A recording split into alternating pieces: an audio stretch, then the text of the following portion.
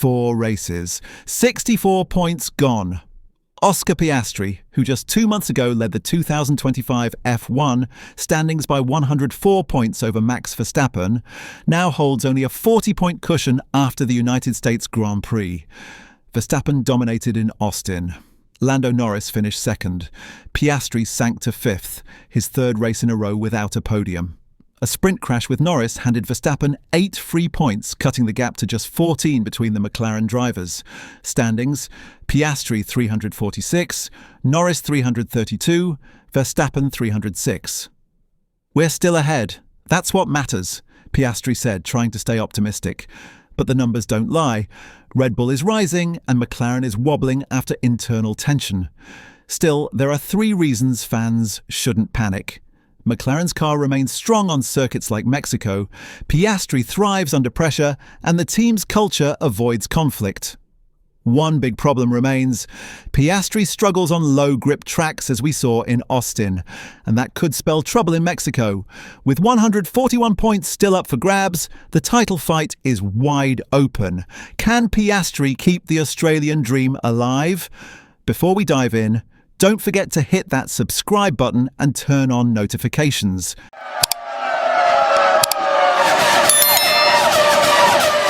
Now, let's get into it. The 2025 season started like a dream for Oscar Piastri, the 24-year-old McLaren driver from Melbourne. A debut win at the Australian Grand Prix set the tone, followed by dominant drives in Imola and Zandvoort that pushed him far ahead of Verstappen, a 104-point lead. The McLaren MCL39, an evolution of last year's championship-winning car, has been a weapon. 6 podiums in the first 8 races. Piastri often builds pace gradually, slow in practice, explosive in qualifying and on race day. His consistency has been outstanding, usually finishing in the top 3, praised for tyre management and maturity. "This is no longer a rookie," one analyst said, "but the first real Australian title contender since Alan Jones in 1980. Team Papaya, fresh off their 2nd straight Constructors' title in Singapore, looked untouchable. But the last 4 races, Singapore, Japan, Austin and the Kota Sprint, changed everything. Piastri scored just 37 points since Zandvoort. Verstappen racked up 101. Norris, 57. In Austin, Verstappen won from pole with a 7-second gap over Norris, while Piastri started 6th, finished 5th, and trailed his teammate by 21 seconds. So, what caused the sudden shift? Externally, Red Bull bounced back from a poor start thanks to key upgrades in Monza, bringing the RB21 back to life as the fastest car on high-speed tracks like Austin. Verstappen, the 4-time champion, seized the momentum perfectly. 3 wins in the last 4 rounds, including the COTA Sprint. "The momentum's on our side now," said a Red Bull engineer after the race, noting the RB21's 0.3 seconds per lap advantage through Austin's long sectors. It's no coincidence. Red Bull slashed a 104-point deficit to just 40 in 4 weekends, with Verstappen gaining 23 extra points in Austin alone. But McLaren's problems weren't only external. The Austin sprint crash was a major blow. Piastri and Norris collided on lap 1, tangled with Nico Hülkenberg and both retired early. Verstappen walked away with 8 free points. It echoed Singapore, another lap 1 contact slammed by the FIA as unacceptable. Andrea Stella, McLaren's team principal, called it a racing incident, but the damage was done. Piastri lost critical points and the team's confidence took a hit. 5 rounds remain. 2 of them sprints, with 141 points on the table. Pressure is mounting in Woking, but this is where McLaren still has the tools to turn it around. First, never underestimate the strength of the McLaren MCL39 across the remaining calendar.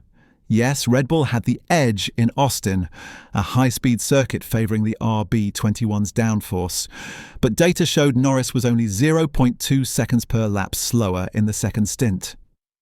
Stella confirmed, "We're not bringing big upgrades anymore. Development's done." But this car suits 80% of the remaining tracks. Look ahead. The Mexican GP this weekend, with tight chicanes and thin air cutting downforce by 20%. That's McLaren territory. The MCL39's aero efficiency shines in such conditions, just like in Interlagos and Losail.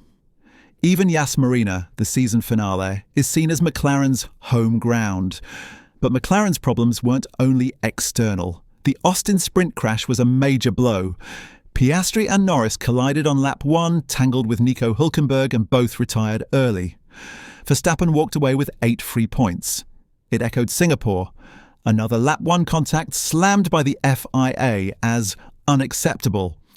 Andrea Stella, McLaren's team principal, called it a racing incident. But the damage was done.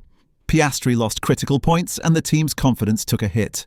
With the constructors' title already locked, 120 points clear of Ferrari, McLaren can now focus entirely on their drivers, using split setups for Piastri and Norris. "We learned from Austin. Mexico will be a different story," said Stella, confident that a 1-2 finish in the drivers' standings is still realistic.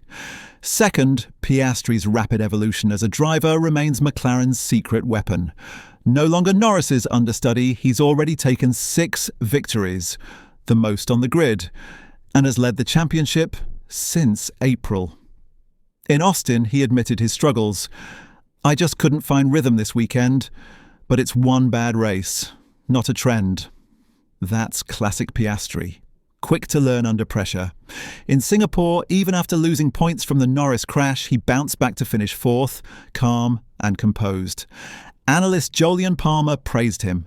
"Piastri turns weaknesses into strengths, especially in tyre management under heat." Stella echoed it. "Oscar adapts like Schumacher or Alonso, learns fast from telemetry." With 5 races left, that experience could be gold. If he applies those lessons in Mexico, a track where he once stood on the F2 podium, his lead could widen again. Third, McLaren's strong team management sets them apart from their rivals. The so-called Papaya rules, strict no-contact policies and fair play strategy calls, have prevented implosions like the Senna-Prost era. After Singapore, Norris reportedly received an internal penalty, though Stella refused to favour one driver. "We're far from choosing sides. Both deserve to fight for the title," he said. McLaren CEO Zak Brown went further. "Oscar and Lando's relationship is the best in our team's history." Split strategy races like Hungary, where Norris won and Piastri finished second, prove McLaren can maximise points without internal chaos. With over 1,000 staff in Woking driving development, competition pressure becomes fuel for innovation. "We've got 2 potential world champions," Brown said. "That's a luxury problem in F1. Still, one major concern lingers: Piastri's weakness on low-grip surfaces. In Austin, he trailed Norris by 0.3 seconds per session and called the car unpredictable. Stella admitted Oscar usually catches up by Sunday, but on low grip he gets stuck. Maybe a confidence thing. Mexico, with its dusty surface and thin air, could repeat the problem. Data shows Piastri lost 0.4 seconds in low traction zones like turn 11 at Austin. Another worry: tension with Norris. That sprint crash sparked social media claims that Norris was too aggressive. "We're fine," said Piastri, "but if not managed through team briefings, it could affect future strategy in Brazil or Qatar. So don't panic. Yes, Piastri's lead has shrunk, but the foundation remains solid. A fast car, a smart driver, and a team built on unity. We've learned from Austin. Mexico will be a big step forward," said Stella. Piastri added, "It's tight now, but we deserve this fight, and we've got the pace to win." The Mexican Grand Prix will be a crucial test. A podium for Piastri could restore McLaren's dominance. A poor finish could open the door wide for Verstappen.